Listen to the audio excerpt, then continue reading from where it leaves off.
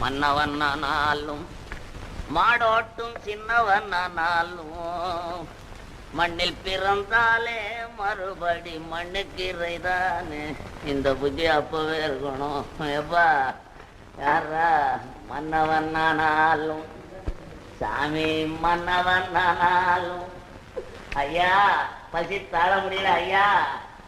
சாமி மன்னவனானாலும் ஐயா பசி சோறு போடுங்க. எப்பா